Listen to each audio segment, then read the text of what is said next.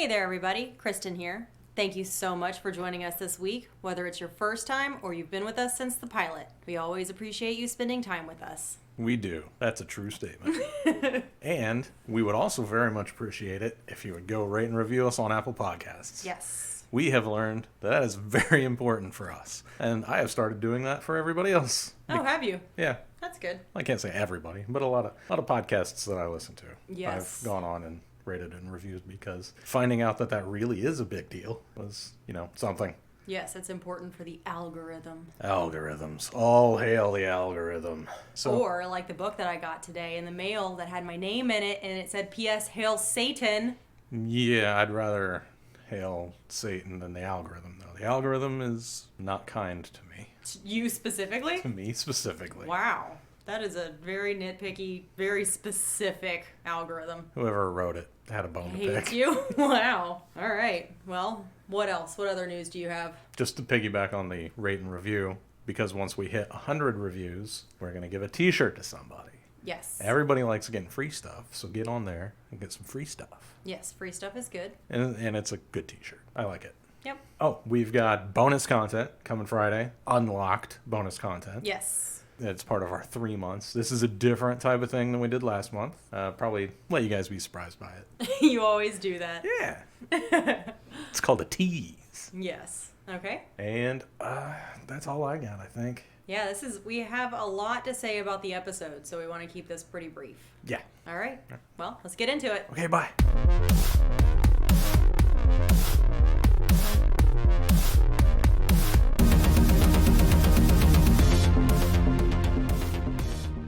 Greetings, listeners, domestic, international, and extraterrestrial. I am Sir Lord Dr. David Reed. Oh, are you? You've been busy this morning.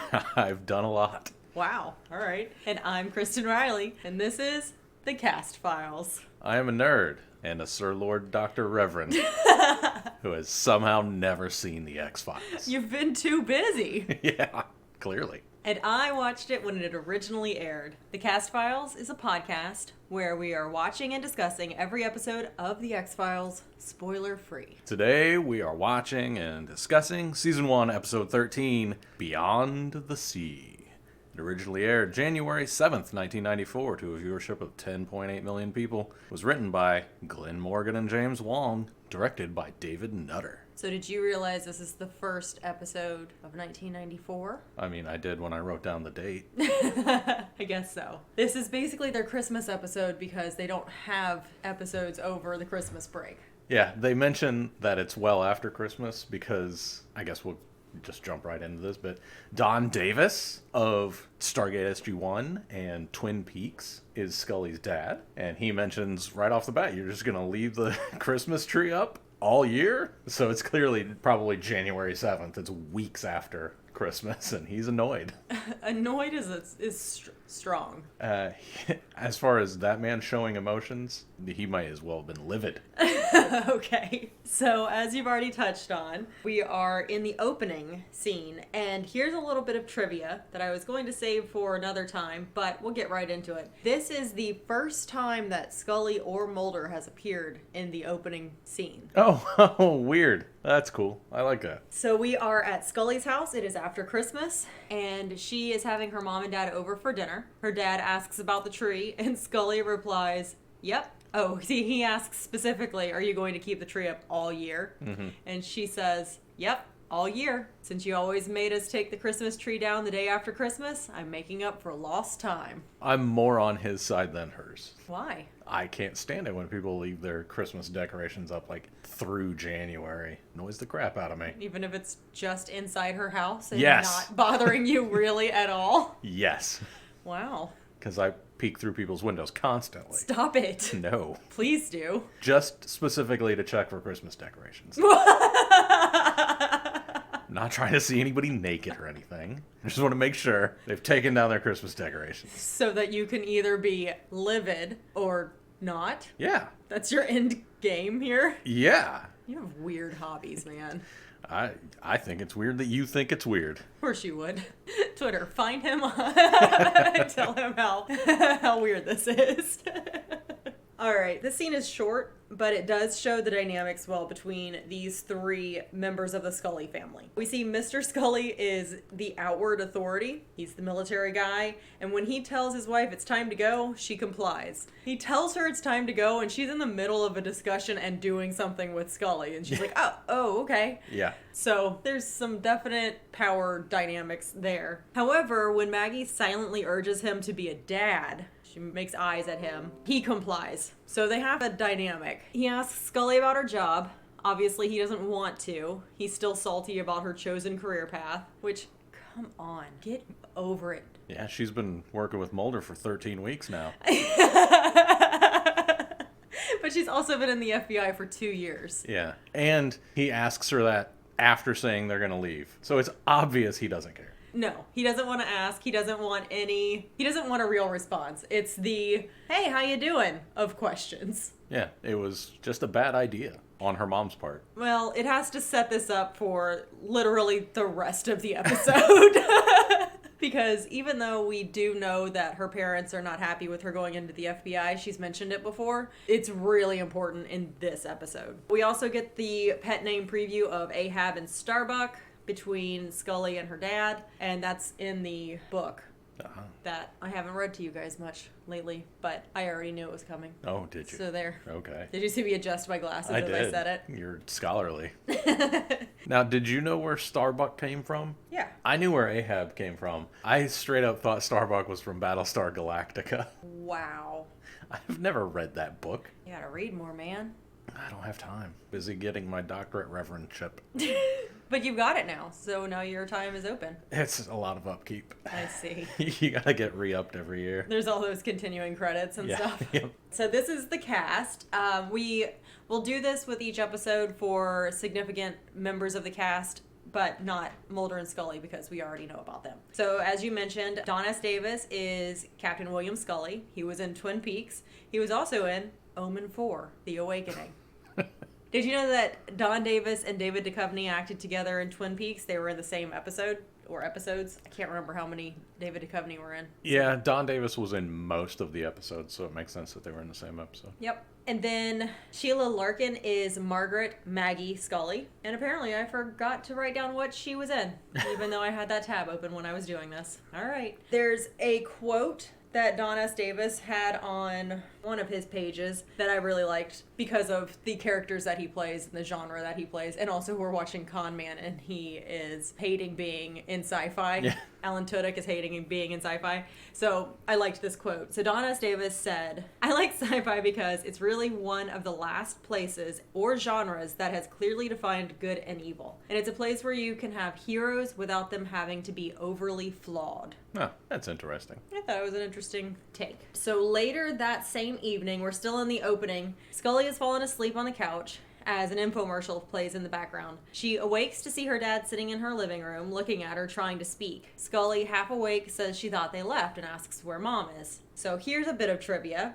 In this scene where Don Draper... In this scene where Don S. Davis appears, he is mouthing the Lord's Prayer. I looked it up and I could not find what he was doing. Where did you look? The internet. Okay.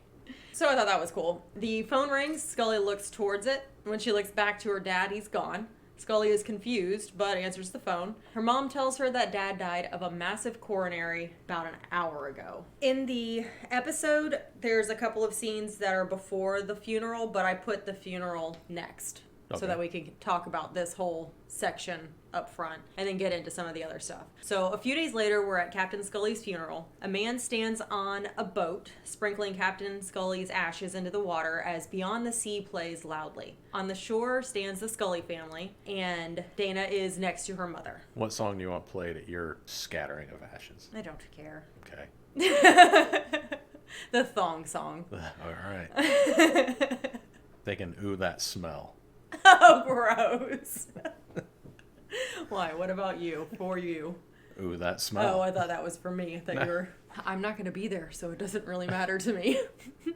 Scully is upset that it's a small funeral because as a captain, he was entitled to burial at Arlington with full ceremony. Her mom says this is exactly as he would have wanted. Now, here's an interesting fact because Davis has passed. Captain Scully's final moments are a lot like Davis's. Okay. They both died of heart attacks. I didn't realize Don Davis was dead. They were both cremated, and both of them had their ashes scattered in the ocean. Huh. Davis had his scattered in the Pacific, though. You didn't know he was dead? I did not know he was dead. Do you need a moment? Yeah. R.I.P. to a real one. He's a really solid actor. He is. So at the end of this scene, Scully asks her mom if her dad was proud of her, and Maggie replies, "He was your father." Oh, come on. Lie to her at least. Yes! It's brutal.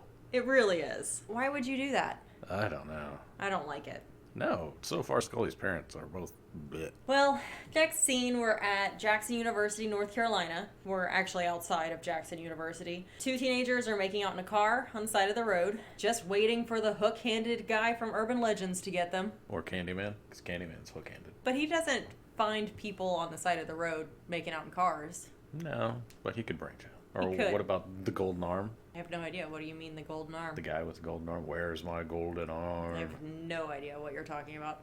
You didn't have the hook-handed guy in the woods that would get you when you were making out in cars? Well, yeah, you drove away and then his hook was on Yeah. the door handle. I mean, we had a few of them because they kept losing their hooks. I guess so, yeah. I wonder if they just have a bunch of hooks in a box. Amazon delivers just hook hands. Yeah, at high school, every third car had a hook hanging off the handle of the back door. People are getting busy in the woods up in Indiana. Yeah. What else is there to do? Nothing. Exactly. I went to school in the Midwest. Nothing. Or, I guess, drugs. We didn't have meth back then, I don't think. There are other drugs. Not in the Midwest. Yes, there are. No. No, just meth. Not for teenagers. Just meth for Midwest teenagers. Yep. Everything else was for adults. The only drugs I ever saw were adults when I was a kid. I did not see a person my age with drugs until I was an adult. Even marijuana? Yeah. So weird. But tons of drugs with the adults. Man, you'd think that the kids would get smarter and learn how to steal. Guess I wasn't interested. What else was there to do? I was hanging hooks off the back of people's cars. It was just you. You know, you do need to be clear-headed for that. Yeah. You gotta sneak up, you gotta scratch the car a little bit, just really get that adrenaline going. I like it. All right, you know what? Fair. The teenagers get busted by a cop who shines a light in their eyes. Rude. The boy apologizes and says they'll be on their way. The cop orders him out of the car. He complies. With the light still in his eyes, he realizes the cop isn't a cop, which is probably really scary. Yeah, pretty terrifying. He notices the guy is wearing jeans because the only part of the man he can see is when he looks down. And it's bad news for these two. The not cop hits the boy in the face with a flashlight and the girl screams. Yeah, he asks for the guy's identification, but way too late. Yeah, it was rough. It should have ended at, okay, we got caught. We're gonna move on. Yeah, I'm not getting out of the car with the guy clearly making it so I cannot see him. It's rough. It would be really scary. Yeah, if it was a cop too, I'd be giving the cop attitude at 19. So definitely giving the fake cop attitude at 19. Well, they might just shoot you. They haven't shot me yet. It's true. Not yet. They have given me a permanent shoulder injury, though. Oh, good. That's great. That's what you need. That's why I have it. I didn't know that. I thought it was the car accident. No, that's my hip. Ah, okay. Well, don't worry, guys. Soon he'll be all replacement parts. I'm going to be bionic. Hopefully. Get on that technology, everybody. I need it. Yes, he does. The next scene, we're at FBI headquarters in Washington, D.C. Mulder is reading a file when Scully comes in. He doesn't hear her, and she looks over his shoulder, and she says, "Last time you were that engrossed, it turned out you were reading the adult video news." So even off screen, it seems that Mulder has a lot of porn in the workplace. Yes. And I did look it up to see if adult video news was a thing, and in 1994, it sure was. Wow, that's good. It was an actual magazine. People need to stay on top of their, adult video news. That's right. Specifically Mulder with the photographic memory. Yeah. Yep. He only has to look at every porn one time. That's it. And then he has all the porn. Oh, God. He's the internet. Oh, no. I'm so glad we get to keep exploring this backstory. Not that there's anything wrong with porn or the adult industry, but man, do we need this part of Mulder's backstory? I don't know. I'm kind of digging that he only has to look at it all once. Yeah. He didn't think she would be in due to her dad's death, but Scully needs to work. He calls her Dana, which she doesn't like because they've been on a last name basis all the way up till now. In this scene, when he calls her Dana, she mouths Dana and then says, "Oh yeah, no, I'm fine." She does ask him about the case that he's working because, again, she's working specifically to keep her mind off of her father's death. He tells her about the case of the two kids, Elizabeth Hawley and James Summers. Turns out there was another couple last year at Duke with the same occurrence. And those two were kept alive and tortured for a week. And it couldn't have been Christian Leitner. Shameful. Who's Christian Leitner? That's a joke for like 9 people. Well. He was a basketball player at Duke. Who won a last-second shot in the NCAA tournament in the same game that he stomped on a guy and should have been ejected. Oh. Against Kentucky when I was a Kentucky fan. You were a Kentucky fan? I was rooting for Kentucky in that tournament. We'll go with that. We'll save that. Okay. You were a Kentucky fan for that one moment. Yeah, in that one moment, I was a huge Kentucky fan. All right. And I've hated Christian Leitner ever since. Okay. Mulder then mentions Luther Lee Boggs, who is a murderer on his way to North Carolina gas chamber. Mulder's profile put Boggs on death row, and apparently Boggs has become psychic during his first encounter with the gas chamber, which was stayed, which doesn't make any sense because the more that we learn about Boggs' past, the less a stay makes any sense at all. They never explain what information came out or why the governor had a change of heart at all. Any of it. Do you think, so in a little while they say the last 5 murders that Boggs completed, they suspect he had a partner. Do you think maybe something with that? I guess. And then it didn't pan out, but by that point the stay was already in place and then it takes a lot of paperwork to get it back on the books? I guess. Seems like they should have mentioned that's why. They should have mentioned why he got to stay. It wouldn't be a big deal if it was clear what Boggs had done, because it seems like each time we talk about Boggs, we find out about more people he's murdered. Yeah. Up front, he killed all of the animals in his apartment complex. His project. In his project. I'm just picturing that as basically an apartment complex. Sort of. Apartments on apartments on apartments. Yeah. That's got to be a lot of animals. It has to be a ton of animals. Like maybe a literal ton. And then later he killed his family, which is 5 people, which we'll get into in a little while. And then he sat and watched football because it was on Thanksgiving. Yes. He wanted to see who John Madden gave the turkey leg to. Does John Madden give a turkey leg to somebody? Well, he used to. I don't think he does Thursday. I Thanksgiving football anymore. But yeah, the MVP of the game would get a turkey leg from John Madden. Wow. It got real ridiculous because then they started having turkeys that had like 6 legs, so he could give out, tons of turkey legs to people. Wow. No, I think it's all stupid.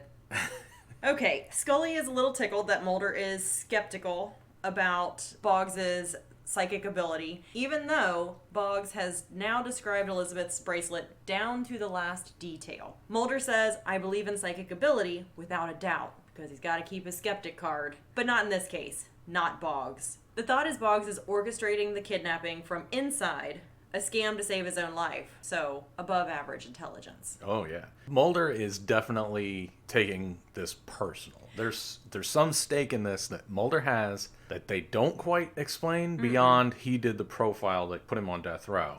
Was Mulder in the field trying to catch this guy while it was going on? Maybe it'll come up later. Maybe, because I guess we don't see Boggs' heartbeat end at the end of the Boggs episode. Boggs doesn't necessarily have to come back in order for... Yeah, but I want it to. I know, of all of the ones that are kind of open-ended, or like in Squeeze, how he's in the cell, but... It looks like he's going to escape. Yeah, of all of the ones that they've kind of put into some sort of bucket, if not solved 100%, this is the one that we wish didn't have a resolution. Right. Oh, and I guess the girls were put into a cell also, so they buckled that one up. No, because then at the end, they're going to escape. Well... Eve 7 comes and they're going to escape. I mean, yes, but Toombs is going to escape. Yeah, so it's almost exactly like the ending of Squeeze. I can't wait till everybody comes back and they all have a party. It's just Mulder goes to a Georgetown Hoyas basketball game, and the entire stands are all X-Files all people he's put away that have escaped, oh. and the aliens that he's just never done anything about. Well, what can he do with the aliens? Other people in other TV shows do stuff with aliens all the time. But even you have said, if there's anything that happens with aliens, the way that you survive is to do nothing. Right. Because there's nothing to be done. That's because these aliens get away with everything. Well? Because they don't have good adversaries. They just have Mulder and Scully. No, they have above average intelligence. Above? Yes. Okay. I said it twice on purpose because I was thinking of the elevation. And we've got a bunch of people with above average intelligence, but the aliens aren't even being caught. So, above. So you can't be mad at Mulder for that. He's still chasing them. I can be mad at the people that are writing it. You just want it to be all resolved and tied up in a little bow. No. You want it to be tied up in a big bow? No. What do you want then? I want the stories. The arc continues, but the stories can have a good resolution. Could you imagine if these cops had 100% solve rate? No. Well, that's what you're asking for. I'm asking for a TV show to have good resolutions. That's wildly different. All right. Well, Boggs requested to speak to Mulder after reading Mulder's profile of him. And can you just get a profile of yourself? It doesn't seem like you should. I don't think that you should. I take it back. You can. Why? We can. This is a Freedom of Information Act thing. I was wondering.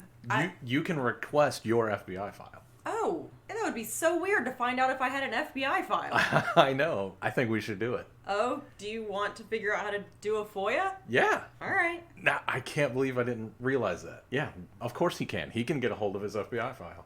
I guess it does make sense, yeah. Which would have his profile in there that Mulder did. Huh. Okay. I guess we'll figure out how to do a FOIA now. Yeah. I can't wait. Oh, I'm glad that we have revisited this question because we've been kicking it around for a little while. Yeah, this is fantastic. We should do... we're going to live open our FBI files on the Patreon. Oh my gosh, if we can even get through the paperwork. This is a great idea. I love it. Oh my gosh. Okay. They mention Boggs's crimes, but they're just horrible. But I already mentioned them. So, and here I wasn't going to, but I already told you what he did. So after this back and forth, this is still in the FBI office. Mulder leaves. He says he's going to go to Raleigh and tells Scully she should take some time off. But she says she wants to work. Before she follows Mulder out the door, she flips through the filing cabinet, through the X-Files, which I loved that the folders, the file folders, had a little spot, and in every one of them it just said X. in Sharpie. But she pulls out a folder that says on the front cover, Federal Bureau of Investigation, DCX 167512, Visionary Encounters with the Dead. She puts it back into its slot and slams the drawer shut. Did not look at what was in the file. No, she didn't. And as Mulder is leaving in this scene, he grabs his coat off the coat tree, and hanging on the coat tree is Max's nightcap hat. Yay, Max. Oh, Mulder misses his friend. I really liked Max. I want Max to come back too. Not the scary Eve girls. I want the cool people to come back. And I definitely want Max to show up at some point. Max and Mulder could have had such a best friends. They would have each sides of the locket that says BFFs, and it was a little broken down the center. And instead, Max is hanging out with Mulder's sister. Oh! Uh-huh. Yeah. I didn't think about that. Yeah. Max and Mulder are going to become brother-in-laws. I don't think so. I think Max would probably annoy the shit out of Mulder's sister. I don't know anything about Mulder's sister, so I don't know. Plus, I already shipped Max. Oh, that's right. Remember with the doctor? All right, now we're in Central Prison, Raleigh, North Carolina. Luther Lee Boggs sits in a chair wearing handcuffs. Kiss and kill are written on his knuckles in Bic pen. Oh, Bic pen, come on. It does look like it's just written there. You ever seen real life prison tattoos? I have. Yeah, they don't look great. I guess I haven't seen too many that are fairly new. I've seen some prison tattoos on some older skin. It's like green. Yeah. Yeah. And it's like, I don't know what that looked like originally. I know what tattoos and skin do, so. Yeah. Now, the tattoo on his neck probably is Big Pen, because in this first scene, it's just smudged all to hell. I didn't notice specifically that, but I did notice there was something different with his neck tattoo. Yeah. Because I remember, I didn't pay attention to it in the first scene, I guess. He's using his entire body to act, and so I was definitely watching that. But later, I saw the dice, and I was like, oh, it's dice. And then I was like, why did I not know it was dice initially? It's because it was a smudge. Yeah, it was real bad in the first scene. They fix it later when you can see it. Yeah. Boggs is amazing. So he's speaking about himself in third person. Mulder is not impressed for once. He is compromised. Mulder is compromised, and it's an interesting look for him. Yeah. Scully is taking notes in the back. Up until this point, the way that it's shot, we're not sure if she's going to be going, but we see that she's in the back of the room. Mulder is positioning himself between Boggs and Scully, and it feels like a power position. He's standing, Boggs is sitting. It's not a power position over Scully. She's obviously there to take notes, but it does feel like he's shielding her. Yeah, he's making sure to stay between them. Yeah, and it definitely feels like a power move in front of Boggs, because he's standing and Boggs is sitting, sweating, and being a bunch of people. He's channeling. He's a medium. He is channeling. All right, so Boggs says, the soul of Luther Boggs drowns in hell's sea of fire. We have him now. Ooh. Which would be creepy. That would be creepy. Especially coming out of Brad Dourif. Oh my gosh. If I ever become able to channel, I hope that's not something that the spirits want with my soul. That'd be so creepy. Apparently, all souls are connected, the living and the dead, Boggs' victims and others, and Mulder asks if he's a conduit, because we're not quite sure what he's doing in this particular scene. We don't know if he's just acting or what, but it does turn out that he's channeling. As Boggs is talking, he's switching from one persona to another, but neither appear to be the Boggs Mulder knew. That's the different souls taking over, I guess. Mulder wants Boggs to prove his psychic abilities, and Boggs wants to deal for his life, which makes sense. You've got the ability to bet for your life, why not? Yeah. Mulder pulls a piece of torn fabric from an evidence bag and hands it to Boggs as a test. Boggs goes into action. He's breathing heavy, he's yelling, he's telling bits of a scene that he sees where the kidnapped teens are being held, and when he's done, he's exhausted and just limp in his chair, and Mulder smirks, saying, I tore this off my New York Knicks t-shirt. It has nothing to do with the crime. And this was such an obvious bluff by Mulder that Boggs should have seen that coming, even if he wasn't psychic. And I'm wondering if he did, because he still gave them real information. Yeah, he did, but I don't think he needs objects. No, I don't think so either. He hasn't before. But he should have called out that was a bluff. He should have.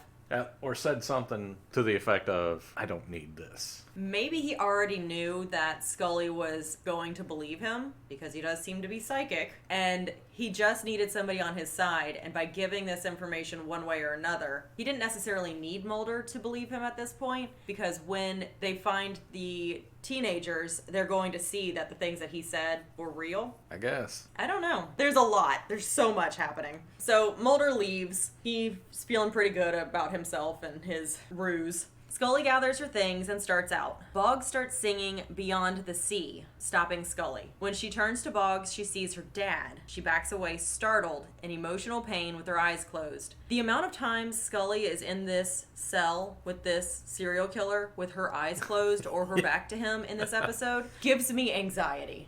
It's a little too much? It's a lot. It's a lot too much? Yes, it's a lot too much. Every time she do it, I'd be like, he's a murderer with nothing to lose. He just told you that.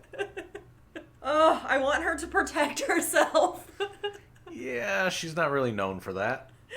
Oh, all right. When she opens her eyes again, it's back to Boggs, but he's using the tone of her dad's voice. So he's channeling Scully's dad. And he says, did you get my message, Starbuck? Scully rushes out past Mulder. Mulder is concerned and asks if Boggs said something to her. She says it's not Boggs, it's her father. And Mulder does a really good friendly, good partner thing here where he's checking in on her, but he's not being condescending. It feels like he's just like, hey, I know what this guy's capable of, and you are upset. Did he do this? Because he absolutely can. Mm-hmm. Or what? Like, basically, what do you need? I'm just going to stand here until you tell me. And he suggests she goes back to the motel. He's going to stay behind for a few hours because they've already exposed Boggs as a fraud, but he still may be orchestrating the kidnapping from the inside. I have no idea how anybody gets these kinds of connections. Boggs must have been in jail forever. He's on death row, and he's already been in the gas chamber once. Yeah. Doesn't that usually take like 20 years? Yes! Yeah. So, I don't know what the time frame of this is, or how he's building these strong bonds with people outside, but that's impressive. Yeah, I think Glenn Morgan and James Wong kind of took creative license in how long it takes to execute somebody. Okay, you know what? It's fair. There's so much happening in this episode, and it is so good. Yeah. That if the timelines are a little unrealistic, So be it. that's fine. We're talking about aliens and psychics and channeling spirits, and I'm fine with it. It seems a It's little fine. unreasonable being mad about how long you're on death row. Yeah, it's fine. It's totally fine. Alright, so Mulder's gonna stay back to interrogate Boggs while Scully goes to the motel. Boggs is brought out of the cell by the guards, and as he's led away, he starts singing Beyond the Sea again, which is just the trigger to Scully, so she leaves. And this is where we take a break to talk about Brad Dourif. He is Luther Lee Boggs. He was in One Flew Over the Cuckoo's Nest. He was in The Exorcist 3. And apparently he was Chucky, which you knew, but I didn't know. Yep. The cool thing is, not only is this man just freaking amazing in this 1994 production, he has 5 projects in production, according to IMDb, right now. Yeah, he's so good. And prolific. Yeah, Exorcist 3 is like one of the only movies that scares me on multiple watches. So, I want to watch it again. And it's his performance. He is so good. Just amazing. Well, how did the X-Files get somebody so good? Because we've seen some extras and some special guests that are amazing, and we've seen some that are just okay throughout this whole thing, as you will. Yeah, like Felicity Huffman. Oh my gosh. Noted criminal. Well, here's some trivia. Chris Carter had to lobby hard for casting Brad Dourif as the serial killer Luther Lee Boggs. Dourif was more expensive than the usual guest star, but Carter knew he would be perfect for the role. And he was right. Correct. Brad Dourif, worth the money. Yes. He rang Fox president Peter Roth at his home on Thanksgiving to plead his case. Roth agreed to it, mainly because he wanted to get back to his dinner. He wanted to get back to watching the Packers game. And you know what? Bother rich people. Yes. Brad Dourif is the second Academy Award nominated actor to guest star on the show's first season. Ooh. The first was Carrie Snodgrass. Who played who? She played Darlene in Conduit during this season. She was also on Murder, She Wrote. Oh. Another TV show I watched whenever it was just on at this time. Oh, well, I guess not at this time because it stopped in 93. Let's see, what else was she on? Something called Death Benefit. Judging Amy. The West Wing. Ooh, Iron Jawed Angels. That's my second favorite TV show. It's a TV movie. Have you seen it? It's my second favorite TV movie. Have you seen it? No. I saw it in college. They did a free screening, and there were, flyers around the campus, and I was like, I'll go see this strong female lead production. Okay. It was an intense movie, but it was great. I'm glad I went. So, she was in that too.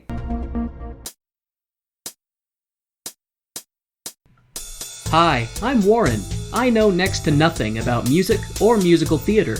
Does this sound like you or somebody that you know? If so, tune in to Tone Deaf, a theater nerd's guide for their musically challenged spouse, every Wednesday, where my wife Kay, that's me, broadens my horizons and makes me less of an uncultured swine.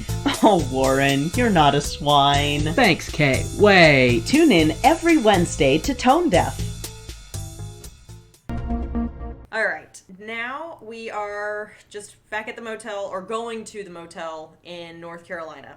Scully is driving to the motel. She's in her car, recalling details Boggs gave her of water falling It's not a waterfall. Scully is outside the Hotel Niagara. She recalls him saying an angel of stone, and across the street from where she's in her car, she sees an angel statue. So the way that this is shot is she's literally flashing back to the scenes of him saying these things. So it's not just a voiceover, it's edited into the picture, just to give you an idea of how they did this, because sometimes they do the voiceover, sometimes they do the cuts in. Scully pulls into an alley, stopping at a door that has a condemned sign on it. She goes in to find various candles, a beer bottle, a small bracelet, and several wire coat hangers. Remember earlier when I said she's not known for staying safe? Yeah. Yeah. Why go in here by yourself? Because she doesn't want to call anybody on a hunch. All right, if Boggs is psychic like she believes, this is where they're being kept. If Boggs is Orchestrating it like Mulder believes, this is a trap. She should have somebody with her.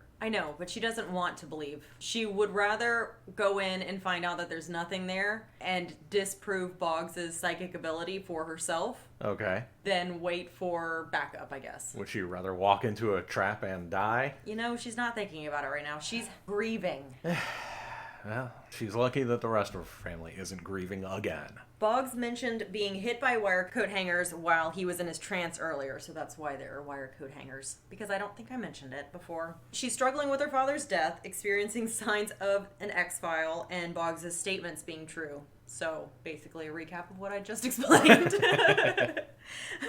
I said, it's a rough episode for Scully. Back in her motel room, so she doesn't get jumped. Nothing happens to her there. She does find the bracelet, though, so... Yeah, it's like, what's-his-face, the kidnapper saw her coming? Something like that, or he was done with that location. Or Boggs really is orchestrating it all? I know, unclear. Yeah. So Scully's motel room, she's sitting in a chair and she sees another vision of her father sitting across from her. He's speaking to her again, but with no words, and it's another one where they're cutting in shots from before. There's a knock on the door. Scully doesn't respond, but it does turn out to be Mulder. He yells through the door, "Hey, Scully, it's me! Let me in! What are you doing?" Scully opens the door and Mulder informs her that Liz Hawley's family made a positive ID on the charm she found in the warehouse. Scully asks if Boggs has confessed. He hasn't. Scully admits she lied on her police report about how she found the charm, and Mulder is appalled. He warned her about Boggs and is upset because she could be dead right now. Yep, and he's right. Yep. He's also mad because Scully is embarrassed about believing. He says, the Bureau would expect something like that from spooky Mulder, but not Dana Scully. He's pretty upset when he says that, when he delivers that line. Yeah. And she says, I thought you'd be pleased that I opened myself to extreme possibilities. This has everything to do with her father being upset with her career path and her mother refusing to answer a simple question. Regardless of telling Scully he was proud of her was a truth or a lie, but she didn't. So here we are. Yeah. She had simply said, of course, he was your father. That would have worked. Instead of just, he was your father. Because what does that mean? It means nothing. It means I'm avoiding the question. That, as any child knows from their parent, means no. Yeah. Both of her parents are garbage. Mulder asks if this has to do with her father. Scully denies it, and we all know the truth. Yeah, especially him. He's a psychologist. Yes. He can see right through her. Well, and so can we. She just buried her father, or cremated him and watched some other guy toss his ashes into the ocean. That's what I thought was weird. I did too. Some stranger doing it. Just because he has a boat. Yeah, I don't know. And in the scene, Mulder says, when Scully says opened up to possibilities, Mulder says, open yourself up to extreme possibilities only when they're the truth. And that's not how that works. If they're the truth, then it's not an extreme possibility. It's the truth. Ridiculous, Mulder. Absolutely. One of the more ridiculous things he said. Not as ridiculous as, isn't that the essence of science? Looking at the National Enquirer and investigating Batboy. That was the most ridiculous. If he tops that statement, I will be impressed. Yeah. And let down at the same time. But this is another ridiculous statement. He's having a rough time at the moment, too, apparently. And Scully, absolutely, he is right. Scully should not be working. He's right about that. That's not a ridiculous statement. No, but I wonder what else she should be doing, because just being at home right now isn't what she needs to be doing. I say drinking barrels of whiskey and throwing glasses at the wall. Like, as soon as the glass is empty, throw it at the wall and then fill up another glass of whiskey. Then you just end up getting drunk and laying on all the shards of That's what I'm glass. going to do when my parents die. Really? Yes. Can you go to a hotel, please? Sure. I don't want that around here. I'll do it in their house. Okay. Because they're dead. They don't care. Okay. Are they going to be dead at the same time? Yes. Okay. For the sake of this conversation. Yikes. This is rough, man. R.I.P. your parents. Well, that's why I'm drinking all the whiskey. Because it was a simultaneous death. Man, yeah. Now I'm... And it wasn't even an accident. It was like a simultaneous natural death. Whoa. And guys, I'm not laughing at the death of parents. I'm laughing at how ridiculous this conversation is. That's good, because that was my whole point. just Say ridiculous things. to let people know, in case. Because I realize I'm laughing at inappropriate things. Yeah, well, they're my parents. We can laugh at my dead parents that are not dead yet and might be listening to this. Oh my gosh, I'm sorry. I don't know why he went off on this. Yikes. Alright, well, so I guess I'm gonna have to watch you when one or both of them pass, because you're just going to be in a whiskey haze. Yeah. A whiskey and broken glass haze. Yeah. Just bottoms of my feet all die-harded up. Oh man. Ugh. Yeah, we're gonna have to go somewhere else. Or I'll have to roll up the carpet, at least. I don't want you to bleed all over the carpet. Well, yes, that would be a tragedy. Well, this one is real. I like this one. Our regular carpet's garbage. Alright, ready to move on? Yes, please. Okay, now we're in Central Prison again. Mulder shows Scully an article he planted in the newspaper. Remember newspapers? Titled, Kidnapped College Students Found Safe. Police Seek Suspect. Mulder explains that it's a trap to get Boggs to call his connection on the outside and find out what happened. It doesn't work. While they're waiting to tap the call that Boggs makes, it turns out Boggs is calling Mulder's phone. And I have questions. Don't they tap all of the calls in prison? I don't think so, because you can call your lawyer and you have lawyer-client privilege. Oh, and they don't record those? Well, you can't. It's illegal. When has that ever stopped them? I don't know. Can't tell you. I can't either. I am not a lawyer, and I do not work in a prison. I'm not a lawyer or a prisoner. I am on neither side of this. How did Boggs get Mulder's cell number? Psychic. Yep, I guess you're right. And what service providers existed in 1994? Motorola. I think you're right. I'm glad he didn't hit the walkie-talkie button. Remember that point in life when everybody had the walkie-talkie and they just kept hitting it? I only knew like one person that had it, and he was mad that nobody else did. Ugh, I don't know where I was, but I wanted to drown all of those phones. Yeah. Just all of them. Because you still had to scroll through to your contact to get to hit the thing. It was real dumb. It was so loud.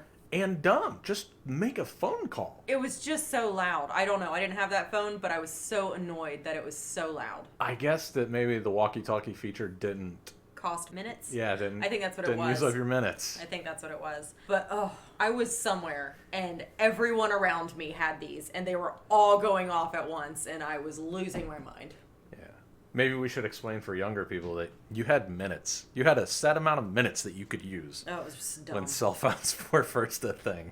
And then you had a set amount of text messages you could send and receive. Oh, back when I first got them, I didn't even have text messaging. Oh yeah, I think you're right. But I was thinking the next iteration after minutes was. I take it back. We probably got cell phones around the same time because I was pretty late to the cell phone game. Yeah, I'm never getting a cell phone. And then I'm never getting a cell phone with a camera on it. I'm a Luddite. Alright, Boggs asks Mulder why he doesn't believe him, telling Mulder that Scully believes him. Mulder says Scully believes what they all believe, that Boggs knows exactly where the kids are. Scully and Mulder discuss the timeline again. It's bad for everyone involved. In the interrogation room, Boggs is in the same chair as before. Mulder is across from him, and Boggs says the kidnapper is aroused by the prospect of becoming a killer. The killer's already been a killer. Yeah, didn't he kill people last year? Yep. Ah. And according to a statement that Scully says in a little bit, apparently he's been doing this every single year. I thought last year was the first year. I don't know. It was the only one that they mentioned, but why would he wait 6 years to start doing this? I don't know. Maybe he didn't have the gumption. That was worth the wait. Yeah. Mulder asks for a name. Boggs doesn't give one, which seems fair because if you're just picturing everything that we've seen up to this point is he's picturing things, so you wouldn't. Is the guy just wearing a name tag? That'd be wild. Although if he can see his face and he knows this guy personally, Maybe that's why Mulder did it. Asked for it. Another trap. Mm-hmm. But he doesn't give a name. He describes the kidnapper, a human skull earring that the kidnapper is wearing, and his eyes. He says they are dead. Boggs sees Elizabeth and the kidnapper, and the kidnapper is about to hit her with a wire hanger. No wire hangers! Scully is also there, taking notes. Good job, Scully. Boggs mentions the kidnapper is in a small boathouse on Lake Jordan, then warns Mulder, don't go near the White Cross. And then we hear bum bum bum. I heard the song Southern Cross in my head. Oh, okay. Mulder and Scully leave to go to the boathouse at Lake Jordan. They go to the boathouse on Lake Jordan. The kidnapper walks towards Jim and Elizabeth, who scream every time the kidnapper whips his own leg with the coat hanger, indicating that they've been hit by this wire hanger repeatedly over the last several days. As the kidnapper is about to whip Elizabeth, a bang is heard. Agents surround the boathouse. Scully and Mulder lead a team of FBI agents through the main door, or to the main door, and they kick it open as they all run in. Meanwhile, the kidnapper gets away with Jim but leaves Elizabeth because he can't take both of them at this point. He's got to leave quickly. Mulder runs away, alone, again, and gets shot near a White Cross. He doesn't see the White Cross at this point. Scully covers him with her jacket and yells for an ambulance, and then when she looks around, she sees the White Cross. It's not really a cross. It's like a beams that intersect. Well, it's still a lowercase t, which is... It's technically a White Cross. I think it's terrible. It was a terrible warning to stay away from the White Cross when you can't really notice that there's a White Cross around. I don't know. I think Boggs wasn't really trying to save Mulder's life. It could be. So the next scene is in the hospital. We see Mulder on oxygen, and a doctor says he's got a through and through upper femur. So we know that he's out for the remainder of this chase. You can't run? Nope. What about his Wolverine powers? Nope. Alright. They're in the shop. They need an upgrade. Okay, I see.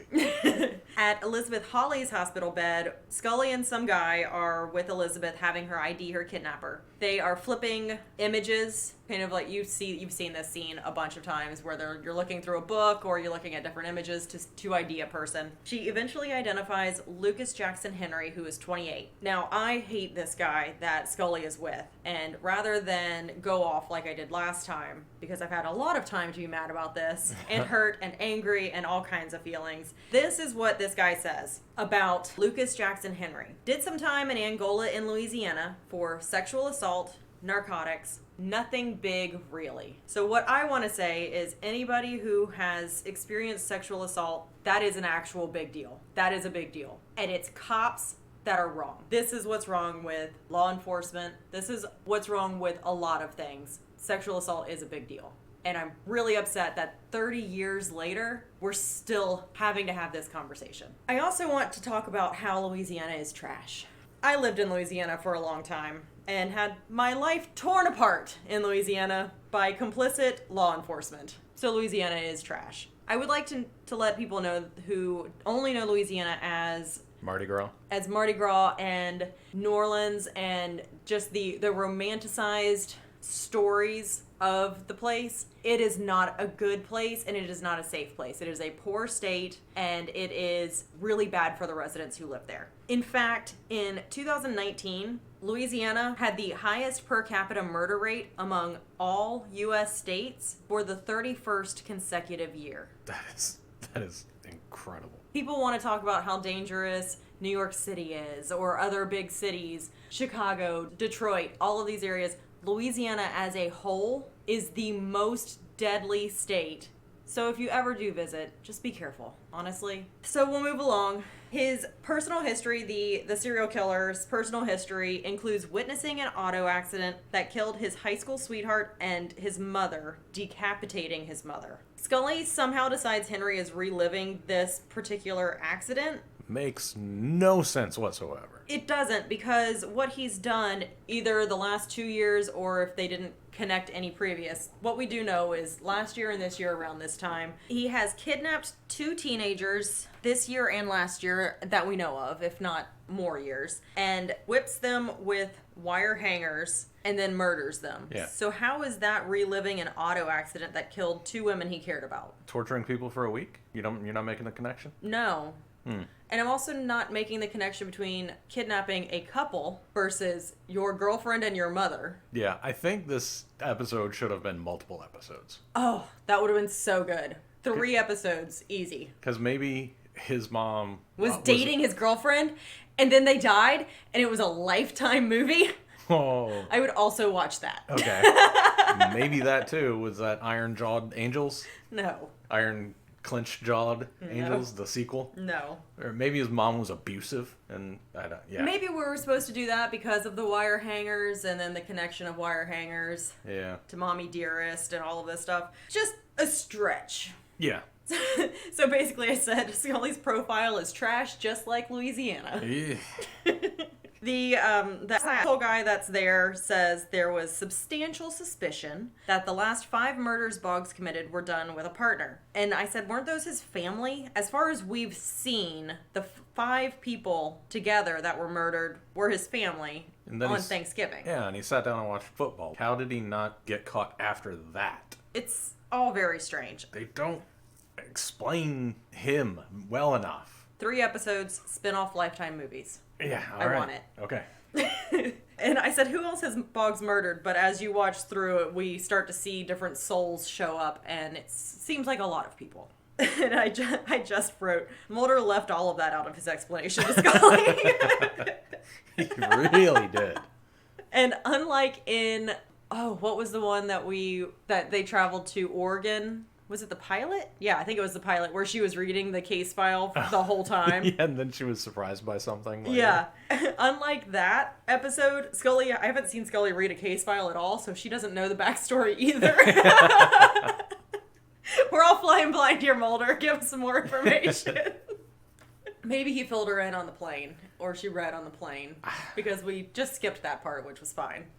We're gonna have to get over it, I guess. Here's a bit of trivia. One of the killers is named Lucas Henry, and there was a real-life American serial killer named Henry Lee Lucas. He is the subject of a movie called Henry, Portrait of a Serial Killer, from 1986. I've scrolled past it on Netflix 1 billion times and never watched it. Yep. Back in Central Prison, Scully visits Boggs to accuse him of working with Henry. She's upset because Mulder is in surgery. Boggs doesn't react. Boggs says she doesn't have to believe him, but maybe she'll believe herself. He goes into his trance and becomes a 14-year-old Scully, talking about stealing her parents' cigarettes and how she feels about it. Boggs also teases her with a glimpse at her father, who seems to be trying to come through to give the message, and Boggs is absolutely messing with her. Boggs fights the soul of her father trying to take over. Unclear how this is all working, or if this is real, or if he's just messing with all of us. Can't tell.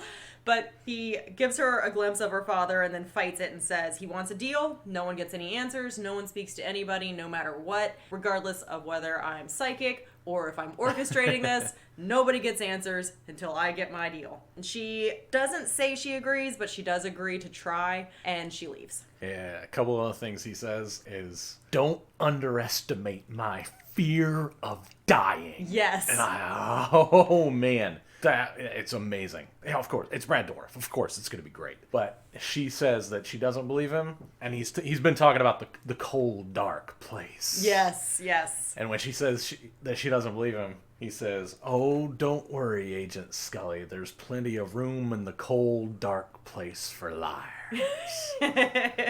Oh, it's chilling. It's so good. It's so good. He's calling her bluff so hard. Oh. And Chris Carter is 100% right. They should have doubled his pay for this. Yes. Nobody else could have done this like Brad Dourif. No, this episode was excellent. Not even Steven Dorff. All right, the next scene is Mulder's hospital bed. He's out of surgery. Scully visits him and finds out, or tells him that there's still no sign of Lucas Henry or Jim Summers. Mulder warns Scully not to trust Boggs. Boggs may be trying to claim Scully as his last victim, which I found interesting also because from what we've heard, again, this is another situation where we need 3 episodes so we can have more backstory because please. But it seems like in what we've known, Boggs murders people, but doesn't play mind games with them as far as we know. I assumed he sat at the dinner table with his family, they all had dinner, and then he killed them. Rampaged and killed them. It doesn't seem like he would go through the whole psychological manipulation, playing a game. No, that's why I don't think he's ever messing with anybody. They have not shown him to be, let's face it, Hannibal Lecter at all. Right. Whatsoever. He's just a guy who liked killing people. Yeah. And then suddenly is psychic. Yeah. Or orchestrates another thing so that he can get out of dying. Yeah. Because he is terrified of death. Which works also. Yeah. Either way, those work. Those cases work. Saying that he might be trying to claim Scully doesn't make sense.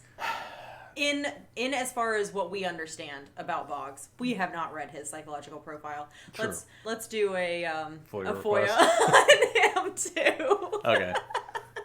Yeah, because if he enjoys killing, then he enjoys doing the killing, right? Not setting someone else up to die. Yeah. And then, Mulder is compromised. That is true. Back at Central Prison, because Scully cannot stay away from Boggs, she returns and tells him that she got a deal. He thanks her and goes into a trance where he describes where Lucas Henry and Jim Summers are. They're at the Blue Devil Brewery up by Morrisville. Scully lied, but Boggs knew that there was no deal, but he also knew that she tried, so that's why he told her. And he warns her to avoid the devil. He says, "Don't follow Henry, leave him to me." Pretty good. It is. Then we're at the Blue Devil Brewery in Morrisville, North Carolina. And Lucas Henry is there with Jim, about to kill him. He's got a hatchet and he's hitting a table repeatedly. He's just lost his marbles. He's flailing around with a small hatchet. Yeah, just losing it. It's wild. It was a wild scene. I guess he got his cardio in for that day. Apparently. Scully arrives and yells, "Freeze," just before Henry chops off Jim's head with this tiny hatchet, which would have been real messy. It would have taken a long time. Ugh. Henry is flailing around some more. He's about to throw the hatchet at Scully, and she shoots him in his shoulder. He drops the hatchet and runs away. Scully's team chases Henry as he runs away, but when Scully sees the blue devil on the wall, she stops. At one point, they're running up a small flight of stairs, 4 stairs, and the lead FBI agent, Lucas, smacks him in the face with an empty blue bucket. Oh my gosh, yes, I forgot! And the FBI agent just flies backwards. Like Mulder would. Except Mulder would land on his feet. Right. But this guy just empty bucket got me. That's right. It was great. It was really good. Oh, after Scully sees the blue devil, Henry is still running across this catwalk of boards over the vats that would be brewing the beer. As he's crossing in front of the blue devil that's painted on the wall, his foot gets stuck and then he falls through the boards and through some other stuff and hits everything on the way down and then lands on the concrete and he's done so. R.I.P. to a fake one. Yeah. Screw that guy. Right? Ugh. So good job, Mulder and Scully, in this situation. You have saved both of the teenagers. Yep. I don't know who was on the case last year, but those teens were not as lucky as these two. Nope. Nope. Now we go back to Central Prison because, like I said, Scully cannot stay away. She goes back and Boggs asks if she's come by to say goodbye. She says, "I believe that if he was working with Henry, then Boggs would have told Henry about the bridge and Henry wouldn't have run across it to his death." And I said, really giving a mass murderer a lot of credit not killing his one guy who's no use to him anymore. For real. If he did orchestrate the whole thing, killing this other guy makes sense. Makes perfect sense. And it also calls back to Mulder suspecting there's a final murder. Uh-huh. But he was wrong that it was Scully. Uh-huh. It was Henry. Nice, yeah. Boggs tells Scully she'll get her father's message if she shows up that night for his execution. He just wants somebody there when he's gonna die that's on his side. Yep. And I understand that impulse. Although he doesn't deserve it because he's murdered so many people. Yeah, but now he's trying to make up for it. You don't get to do that. I do not believe that you get into prison and go on death row and then find God and become a saved soul. He No. didn't find God. He found a bunch of dead spirits. I know, but that's what this is all around. It's that same feeling that, oh, he never considered anybody else's life being of value. And he actually still doesn't. That's what I was getting ready to say. But it does really feel like oh, I'm going to my death and now I need to redeem myself. And you know what? No. Putting my foot down. Okay. Final say. Final. Okay. Not taking notes. That's it. Okay. Case closed. So we go to the gas chamber later, and Scully doesn't show up. It's Boggs in the gas chamber. There's a guy reading the Bible. I can never tell if they're priests or pastors or I have no idea. Some religious guy reading the Bible. And as the door opens to reveal the witness, it's just some nondescript man. So Scully doesn't show up to get her message. Instead, she's at Mulder's hospital bed. Scully is having trouble believing that she believed Boggs and is trying to find an explanation. She says Boggs could have found everything he knew about Scully. For example, that Beyond the Sea was playing at her parents' wedding. Ridiculous. So let's say that they were married for 30 years, so back in 1964. Yeah. You know all those records about people's wedding songs? Well, they put it up on the gram. Yes. The telegram. What did they hashtag Scully wedding? It's a whole playlist. Yeah. Just typed out somewhere or on microfiche. Mulder asks, Dana, after all you've seen, after all the evidence, why can't you believe? And she says she's afraid to believe, which I feel she probably is. I think that's accurate. True. But this entire episode, Mulder is telling her, don't believe Boggs, don't trust Boggs. Then the minute she's like, no, I was wrong, I shouldn't have believed him. He's like, you should have believed him! Come on, Scully, what's wrong with you? Why not, after everything you've seen, can't you believe this? What the hell is going on with Mulder? He's on a lot of pain medications right now. Okay, morphine. Got it. That makes sense. I would also be like that, I'm certain. I would be like, why don't you believe me that I see these beautiful colored bears jumping around? They're bright. They're all primary. Do you see them? Why don't you believe me? They're all primary? They're all primary colors. None of them are holographic? Nope. Oh, that's unfortunate. Nah, that's a different pack of drugs. I see. Mine are all primary colors, not the holographic shimmery ones. Okay. That's a real story. The hospital gave me a drug one time and that's what I saw. Oh! I've never hallucinated on anything and it bothers me. It's like the one thing I want the most. Oh, it was awful. Other than be immortal. It's be immortal and hallucinate. 1 and 2. It was awful. I don't remember what the drug was. Surprise, I don't remember a lot of things. But I was in labor forever. And when they sent me home the first time, they gave me something. And I was out of this planet. I was on some other plane. It was all very cartoony. There were dancing bears. It was lovely until I kept forgetting that I was having contractions. So every time I would have a contraction, it would feel like I was hit by a train I didn't see. Oh, you have told me about this before. Okay. It was so mean. Yeah. Because then I would get all excited and be dancing around with the bears in my brain. Who knows what I was doing in reality? I have no idea. But then all of a sudden it would be like a train. I was on the train tracks and a train ran me over. And then it would all start over again. It lasted for hours. I can't imagine that's good. Why are you giving a pregnant woman that? Who knows? Not me. I don't want it again. It was fun except being hit by a train repeatedly. Yeah. I don't recommend that part. It was very pretty though. That's nice. 50-50, I guess. Mulder asks if she was so afraid she couldn't face her fear. That's being pretty afraid. Even if it meant never knowing what your father wanted to tell you. And Scully says she does know because he was her father. I think they had to wrap it up this way because I'm sure that there are a lot of people that are Mulder and Scully's age in this episode, however old they are in here, who are just now experiencing the death of a parent. And they seem pretty young to be losing parents, actually. I have no idea, man. My mom's been dead since forever, so I have no reasonable timeline. But it seems like a thing that an adult writer who has their parents would write. Ah. Because that's what you would want. You would want to believe that whatever your parents, actually they might have also lost parents. You would want to believe that whatever you believe positively about your parents is what they would have said. And I think it was actually safer for her to not go see Boggs, because in her mind, she can make up whatever her father was going to say. Like, I was just being an asshole forever, but I'm really proud of you, and I never said that because I'm a military man and not allowed to show any emotions whatsoever. So, sorry about your emotional trauma that I've caused you your entire life. Or maybe he'd give her the same exact speech he gives to Bobby in Twin Peaks that made Bobby cry.